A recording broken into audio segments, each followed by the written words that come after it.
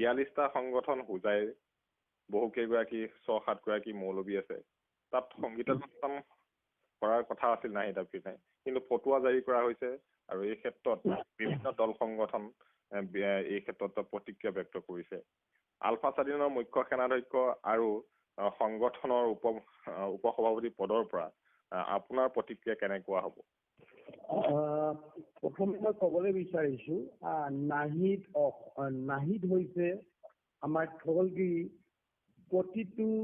জাতি বৰ্ণ ধৰ্ম নিৰ্বিশেষে প্ৰতিটো পৰিয়ালৰ সংস্কৃতিবান এগৰাকী জীয়াৰী আৰু তাই কণ্ঠৰোধ কৰোৱা যোৱাকালি যি কণ্ঠৰোধ কৰিবৰ কাৰণে ফটোৱা জাৰি কৰিছে উগ্ৰ ধৰ্মীয় মৌলবাদী এমুঠিমান কৰ্মকৰ্তাই আৰু এই ক্ষেত্ৰত সংযুক্ত মুক্তি বাহিনী অসম স্বাধীনে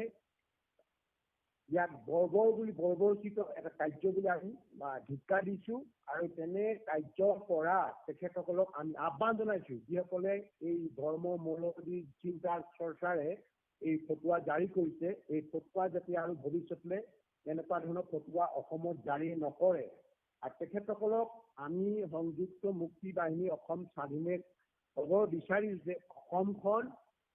জাতি বৰ্ণ নিৰ্বিশেষে এখন সংস্কৃতিবান এখন অসম দেশ আৰু এই দেশত কোনো ধৰণৰ উগ্ৰ মৌলবাদৰ ধৰ্ম ইয়াত বিস্তাৰ কৰিবলৈ দিয়া নহ'ব হিন্দুৱে হওক বৈষ্ণৱে হওক বা ইছলামেই হওক খ্ৰীষ্টানেই হওক শিখেই হওক বা জৈনে হওক কোনো ধৰণৰ উগ্ৰ মৌলবাদী চিন্তা চৰ্চা আমি অসমৰ জনগণৰ মাজত তেনেকৈ কেতিয়াও প্ৰভাৱ পেলাবলৈ দিব নোৱাৰিম আৰু সেইকাৰণে আকৌ পুনৰবাৰ কৈছো তেখেতসকলে এই কামৰ পৰা বিৰত থাকক আৰু এনেকুৱা মানে উঠি অহা আমাৰ যি সংস্কৃতি মনা নাহিদ যে অসমৰ চুকে কোণে তেখেতে যি অসমৰ থলুৱা বিদ্যাই যি সুনাম অৰ্জন কৰিছে অসমৰ সংস্কৃতি প্ৰশাসনত যি সুনাম কঢ়িয়াবলৈ সক্ষম হৈছে তাক যাতে তাই পথত যাতে বাধা নহয় আৰু সেইটো কাৰণে আজিৰে পৰা এই তথাকথিত কিছু মৌলবাদী ধৰ্মীয় মৌলবাদীক আমি সতৰ্ক হৈ থাকিবলৈ কৈছো আৰু ইয়াৰ তেখেতসকলে যদি এইটো সতৰ্ক নহয় বা তেনেকুৱা বাধা এইটো এনেকুৱা ধৰণৰ বৰ্বৰোচিত কাম কৰিবলৈ আকৌ প্ৰয়াস নকৰে তাৰ কাৰণে আমি পুনৰবাৰ সকীয়াই দিছো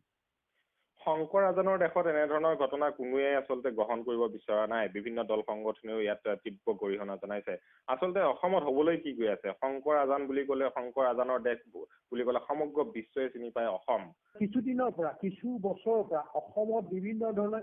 এনেবিলাক কাৰ্য সৃষ্টি হ'বলৈ ধৰিছে ইয়াৰ কাৰণ হৈছে অসমৰ মানুহ সংগঠিত হোৱা নাই মাওকে ওলাই অহা নাই তাৰে এটা সুযোগ লৈ এই এমুঠিমান দুষ্কৃতিকাৰী এই অপচেষ্টা চলাইছে আৰু সেইকাৰণে কৈছো আজি এই যিবিলাক এতিয়া ধৰ্ম মৌলবাদী মই আগেয়ে কৈছো ধৰ্ম মৌলবাদী যিসকল চিন্তাৰ যিসকল ব্যক্তি তেনেকুৱা চিন্তাৰ চৰ্চাৰ দৰে সমাজত এনেকুৱা বিশৃংখল সৃষ্টি কৰিবলৈ চেষ্টা কৰিছে এইসকলক আমি মাওকে সিহঁতক প্ৰতিবাদ কৰিব লাগে এইসকলৰ দুষ্কাৰ্যবিলাক আজি যদি আমি অসমৰ সকলো নাগৰিক ওলাই আহে জাতি বৰ্ণ ধৰ্ম নিৰ্বিশেষে এনেকুৱা ধৰণৰ বৰ্বৰোচিত কাৰ্যৰ বিৰুদ্ধে তেতিয়াহ'লে এইসকলৰ স্থান নাই এইসকল মাত্ৰ এমুঠিমান এইসকল হৈছে এমুঠিমান আমি আকৌ কৈছো যে অসমত কোনো ধৰণৰ উগ্ৰ ধৰ্মৰ মতলম্বী